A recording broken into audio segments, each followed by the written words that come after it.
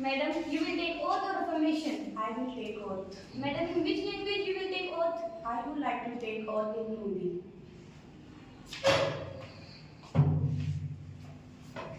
मैं शुभम जो युवा संसद की सदस्य निर्वाचित हुई हूँ, ईश्वर की शपथ लेती हूँ कि मैं विधि द्वारा स्थापित भारत की संविधान के प्रति सच्ची श्रद्धा और निष्ठा रखूंगी। मैं भारत की प्रभुता और अखंडता रखूंगी तथा जिस पद को मैं ग्रहण करने जा रही हूँ उसके कर्तव्यों का श्रद्धापूर्वक निर्वाचित करूंगी।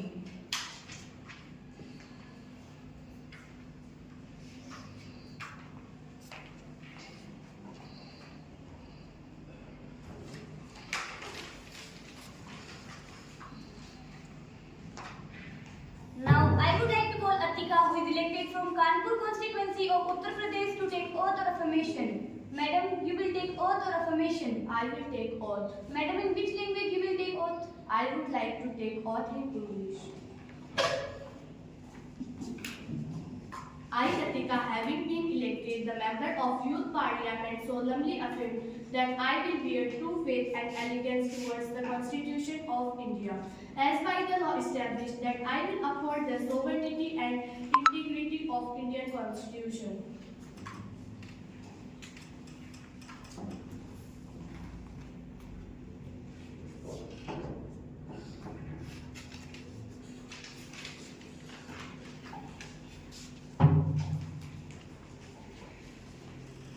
Now, I would like to call Hanshika, who is elected from Salem constituency of Tamil Nadu, to take oath or affirmation.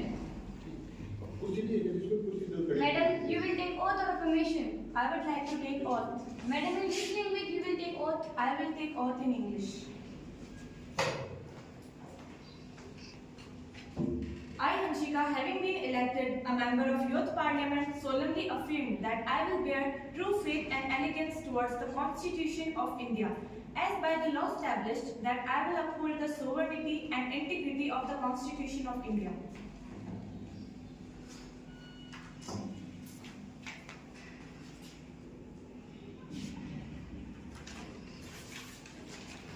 Now, I would like to call Kritika, who is elected from Ahmedabad constituency of Gujarat, to take oath or affirmation. Madam, you will take oath or affirmation? I will take oath. Madam, in which language you will take oath? I will take oath in Gujarati.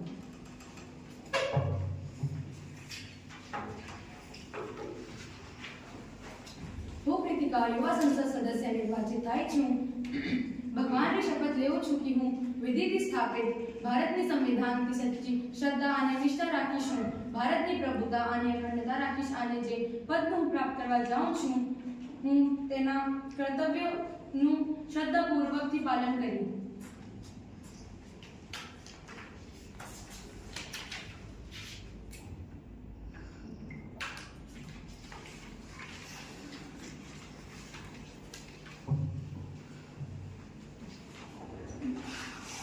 Honorable members, I am very happy to inform the House that India has successfully completed its tenure as a G20 president for the year 2023. The baton has been passed to Brazil for the year 2024 presidency. India's presidency will remember for its historical achievements.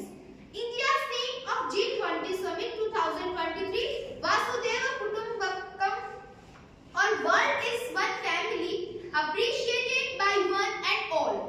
As the House is aware, India is consistently working on the burning issues that the world is facing at present time. Sustainable, balanced and inclusive growth, gender equality and empowering women, countering terrorism and money laundering, fair international taxation, creating more inclusive growth will.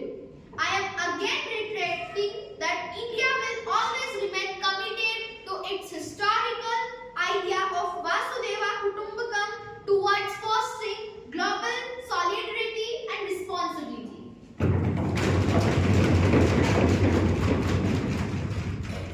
Now the question number 101, Member Yuvraj Sharma. Honorable Speaker, Ma'am, I want to ask from respected Minister of Environment and Forest, what is is the outcome of the COP28 held in Dubai? Honorable Minister of Environment and Forest, please. Honorable Speaker Madam, I want to inform Honorable Member and the House about the key discussed argued upon by the delegates across the globe, which include tripling nuclear energy by 2015, gradual passing out fossil fuels, accelerating zero and low emission technology, tripling nuclear energy by 2015. Question number 102. Kartik Dhaka. Honorable Speaker Madam, I would like to know from respected Minister of Health and Family Welfare about the status of immunization of our country. Honorable Minister of Health and Family Welfare, please. Honorable Speaker Ma'am, it is pertinent to inform respected member and the House that the government is very serious about the child and maternal health. Presently, under Mission Indradhanush, children are being immunized against 7 diseases, which includes diphtheria, pertussis, tetanus, polio, measles, tuberculosis, hepatitis B, meningitis, and pneumonia. Government aims to achieve 100% coverage. Under this drive, special focus is given on the pockets of low immunization coverage and hard-to-reach areas. Question number 103. Member Miss Aisha. Honorable Speaker Madam, I want to know from Honorable Minister of Rural Development that what was Manarga wages last received and what is present rate? Honorable Minister of Rural Development, please. Madam, I would like to inform the House that the Manarega wages were last revised in March 2023. The wages are revised as per the basis of Consumer Price Index. This rate varies from state to state. It is between Rs 230 to Rs 357 per day. Question number 104. Mr. Digvijay. Honorable Speaker Madam, I would like to know from the Honorable Minister of Youth and Sport that what initiatives were be taken by our government to improve the sports in our country. Thank you. Honorable Minister for Affairs and Sports, please. Honorable Speaker Ma'am, I want to inform that our government is taking all the necessary steps to engage the sport culture in our country and taking country in the top list medal in our country. Our achievements in recently concluded games speak that our efforts are yielding results. We won total 107 medals including 28 gold, 38 silver and 41 bronze. Further following efforts are also has been made. Target Olympic podium scheme, Hello India, Fit India, National Talent Contest scheme. Question number 105. Miss Neha. Honorable Speaker Madam, I want to know from Honorable Minister of Skill Development and Entrepreneurship about measures taken by his ministry to promote skill development. Honorable Minister for Skill Development. I am very happy to inform the House that various schemes are launched by government under Skill India Mission.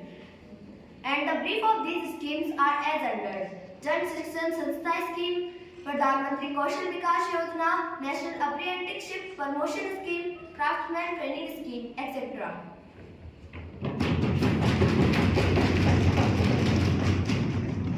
Question number 106. Miss Divya.